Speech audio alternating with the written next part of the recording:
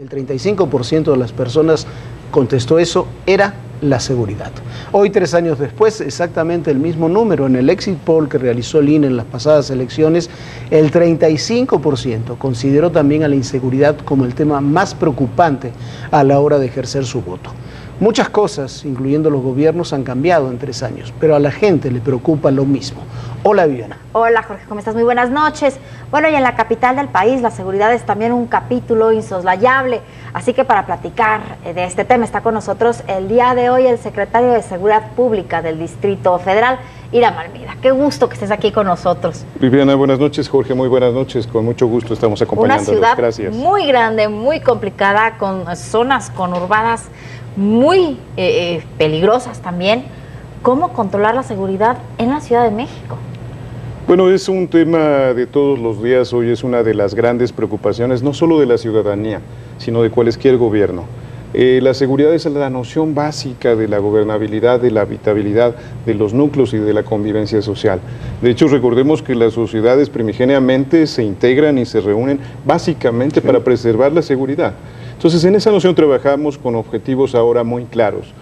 Platicaremos un poquito, si me lo permiten, hablar sobre algunas nociones y datos estadísticos. Estamos trabajando con nuevos modelos operativos, con una coordinación mejor entre el personal que tenemos. Recordemos que en la Ciudad de México tenemos un nivel y una habitabilidad diferente a otros estados y diferentes a otros países.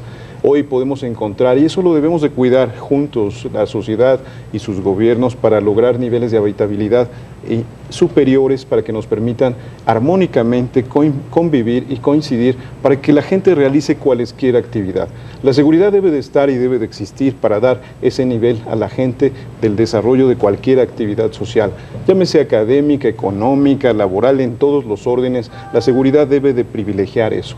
Y en eso estamos trabajando para incidir en contra de la delincuencia, trabajando para prevenir en relación a los jóvenes, trabajando arduamente para que los 86,000 policías que integran a la Secretaría de Seguridad Pública de la Ciudad de México cada vez sean mejores. Hoy trabajamos con una noción y una filosofía básica diferente. Hoy tenemos un nuevo fraseo que es parte del espíritu del trabajo con que estamos nosotros haciendo nuestra actividad, y es la policía en defensa de la sociedad.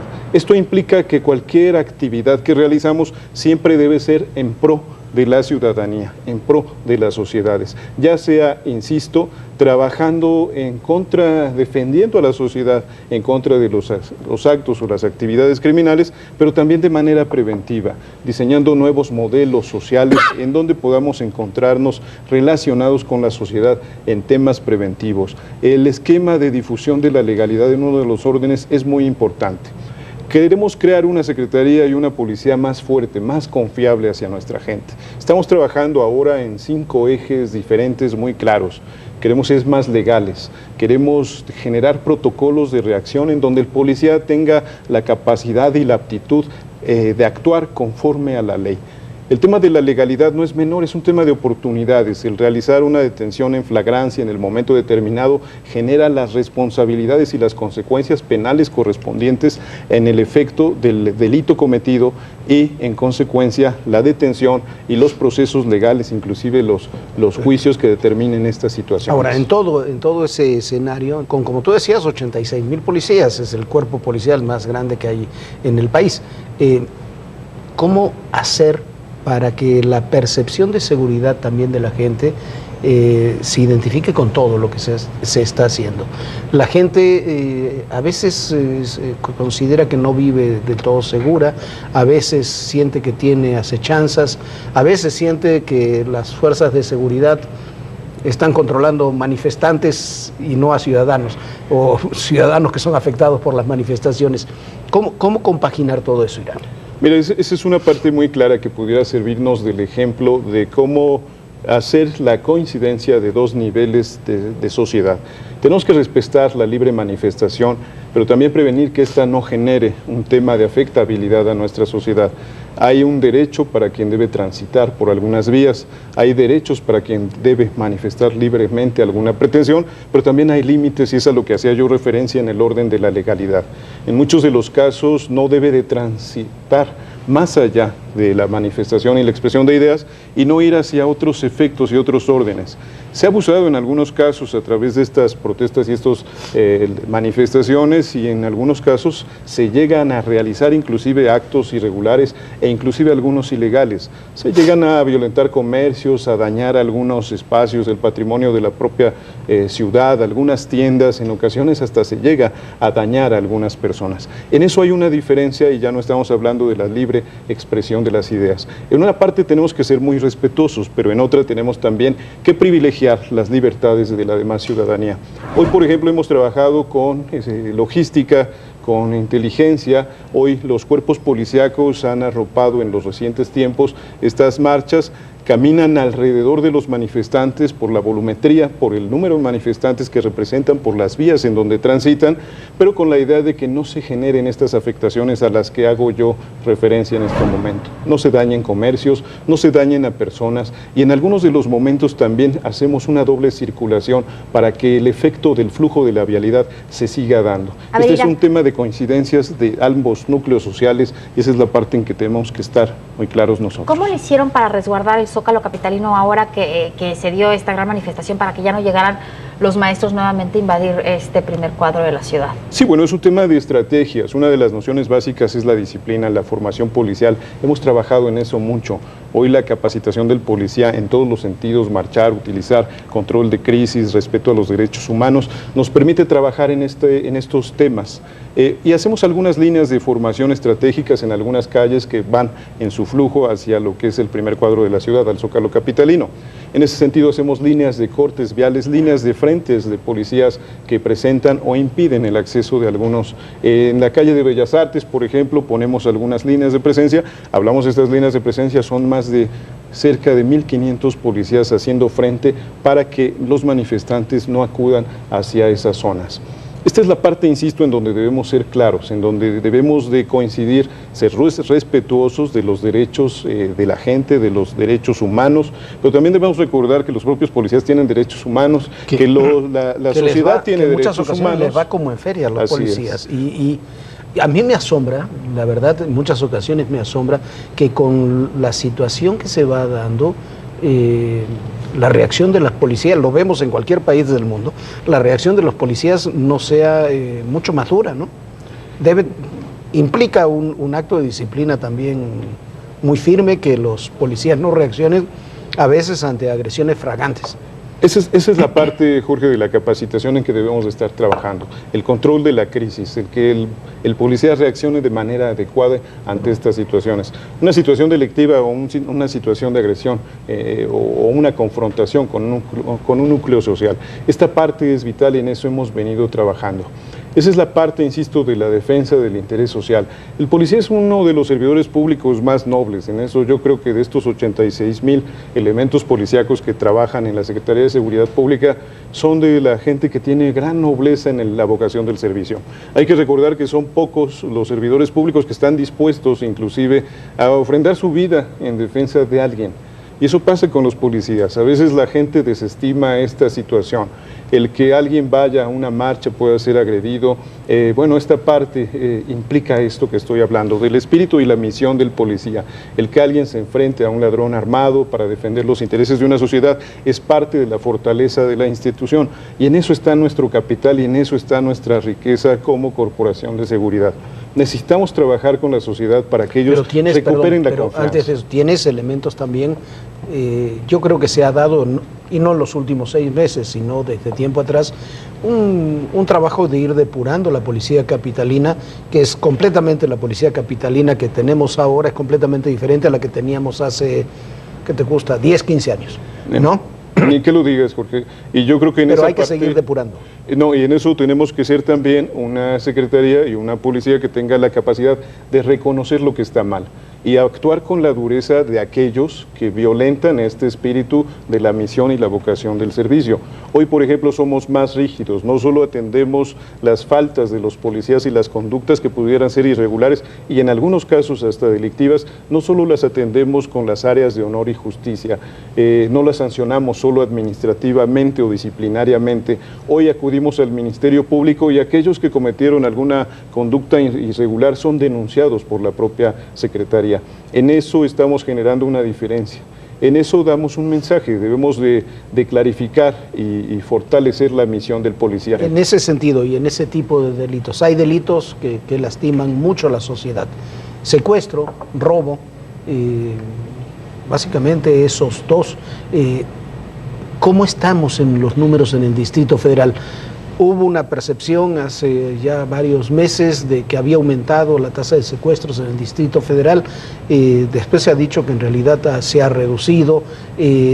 Los robos, el robo, por ejemplo, de relojes en Polanco, nuevamente aparecen en las noticias, habían desaparecido, o por lo menos no se difundían hace un tiempo. ¿Cómo están esas dos variables, secuestro y robo a casa habitación incluyendo? Mira, Jorge, yo creo que en esta parte es muy importante comentar que la totalidad de la incidencia delictiva en los últimos 6 meses ha bajado a un 10.9%. Por ejemplo, en el tema de robo a transeúnte, que es uno de los más comunes delitos que se realizan en la ciudad, ha bajado 445 delitos a la baja, o sea, 445 delitos menos cometidos en estos 6 meses. En 6 meses, en el número total de los 6 meses. Sobre esta cifra de porcentual del 10.9 en la totalidad de los delitos. Que no es gente que ha dejado de denunciar. No, mira, voy un poquito a eso porque lo que hemos hecho es tener una estrategia operativa diferente. A la gente quizás ya no le dice mucho el tema estadístico, bajamos tal por ciento, reducimos cifras. Hoy trabajamos para buscar la cifra cero, es decir, tratamos de abatir casi la totalidad del delito. Buscamos que la criminalidad o el hecho delictivo no exista como tal. Es un tema muy difícil, pero más bien nos habla de la misión y la vocación en la cual debemos de estar inmersos a que los delitos no se cometan. El delito no se comete porque estamos y preventivamente se inhibe con la presencia la realización de un delito. Pero también si se comete tenemos que realizar las detenciones correspondientes para mostrar la capacidad de reacción de la policía en defensa de su sociedad. En ese sentido hemos venido trabajando arduamente y el volumen de detenciones también ha sido mayor. Esta parte es importante, existe un catálogo de delitos de alto impacto, lo que tú mencionabas, Jorge, dentro de este catálogo de delitos de alto impacto se encuentran estos dos. Y en estos delitos, insisto, la incidencia ha venido bajando, pero la tendencia ha venido sucediendo en que detenemos un mayor número de delincuentes cuando el delito se comete. Esta es la parte que es fundamental, el delito no debe quedar impune. O sea, el número es mayor, el número de delincuentes que se detienen infraganti, como se diría, en el momento que están cometiendo los delitos. Sí, se cometen menos delitos, pero cuando se cometen hay mayor número de detenciones. Me parece que esa es la contundencia y el mensaje que debe ser muy claro para la propia delincuencia, y en ese sentido estamos defendiendo los intereses de la ciudadanía, porque recordemos, y como bien lo dices, estos delitos afectan al patrimonio, a la integridad física, a la integridad corporal, la libertad sexual. Hay mucho alrededor. La confianza de la gente en las instituciones, ¿no? Efectivamente, y en eso tenemos que ser nosotros, y trabajamos mucho capacitando a la gente, generamos modelos de inteligencia, nuevos esquemas de legalidad, pero sobre todo hoy queremos entregar a la gente mejores resultados. Estamos generando, tenemos aplicativos, tenemos que trabajar a través de la tecnología para ser más modernos, pero también estar más enlazados con la gente. Hay una app que tienen ustedes. Sí. ¿Cómo funciona? Mira, es la aplicación Mi Policía. Es una aplicación gratuita que tú la puedes bajar en cualquiera de los stands de mercado y tú puedes, a partir de ahí te hace un muestreo de los servicios que puedes utilizar. Hoy vamos a hacer una modificación en esta aplicación, por ejemplo, porque nos preocupa el delito robo a casa habitación. Y en un tema preventivo, en esta aplicación, por ejemplo, si tú contratas un servicio, un servidor externo de cable, telefonía, mudanzas, etcétera, nos avisas para que nosotros acudamos, tomamos datos y esto inhibe la realización de alguna conducta delictiva. Esta es la parte en donde debemos estar vinculados. Pero también recibimos quejas de un mal policía, pero recibimos quejas de un ciudadano que puede estar realizando actividades irregulares o en agravio de la propia sociedad, de los propios vecinos. En ese sentido, por ejemplo, también, si a mí me acaban de asaltar, puedo mandar a este chat estoy en tal calle y ustedes ya a través de las cámaras pueden revisar qué pasó. Inclusive no necesitas decir estoy en tal calle, porque a veces circulamos y no sabemos dónde está. La gran ventaja es que tienen una geolocalización en donde el teléfono se localiza, tú llamas a esta aplicación y te ubican y te referencian, y entonces solo nos dirás qué tema de atención requieres. Un auxilio de la policía, de alguna patrulla, auxilio médico con una ambulancia, en fin, esta es la noción, pues. Mi Policía. La aplicación Mi Policía. La verdad. Es muy interesante. Es muy importante que la gente la conozca y además la utilice. Es una forma de estar integrados, de dar un servicio, pero de que nos conozcan. Aquí también vamos a presentar en esta aplicación los resultados. Esto que hablamos, el volumen de detenciones, algunas imágenes de esta nueva forma operativa de trabajar en coordinación con las cámaras, en coordinación de la estadística. La estadística nos permite generar las zonas de riesgo para poder establecer los planes operativos y actuar en consecuencia, y siempre insisto, en beneficio de la gente. Se dice que uno de los agujeros negros de la seguridad de la Ciudad de México y de todo el país son los reclusorios.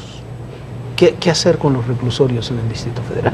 Bueno, hoy afortunadamente estamos ante un nuevo esquema, un nuevo modelo de justicia penal, en donde intervienen todas estas partes. El tema de la readaptación es la parte final, pero tenemos que empezar desde el inicio por parte de la policía.